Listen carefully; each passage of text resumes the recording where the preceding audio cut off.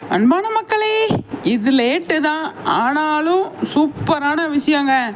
நம்மளோட Mahanadi serial time change ஆக போகுது அப்படின்னாலும் இவங்க சூப்பரான விஷயம் பண்ணியிருக்காங்க. அர்பனர்லேயும் சரி, ரூரல்லையும் சரி, யாரை ஈக்குவல் பண்ணியிருக்காங்க அப்படின்னு சொல்லி பார்த்தீங்க அப்படின்னா நம்ம சின்ன மருமகளை வந்து ஈக்குவல் பண்ணியிருக்காங்க. 5.2 வாங்கியிருக்காங்க நம்மளோட மகாநதி டிஆர்பியில்.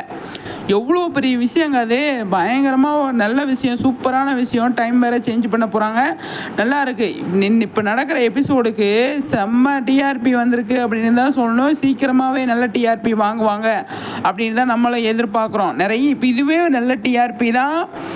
அவ்வளோ சூப்பராக இருக்குது, செம்மையாக அசத்திட்டு இருக்காங்க அப்படின்றது தான் என்னோடய பாயிண்ட்டு. அவ்வளோ நல்லா இருக்குது பார்க்குறதுக்கு மகாநதியில். ஆனால் 5.2 வர்றது எவ்வளோ பெரிய விஷயங்க, சூப்பர் விஷயம். தொடர்ந்து கிட்டத்தட்ட ஒரு 2-3 வாரமாகவே நல்ல டிஆர்பி வாங்கிட்டு இருக்காங்க, 4 வாரமாகவே நல்ல டிஆர்பி வாங்கிட்டு இருக்காங்க.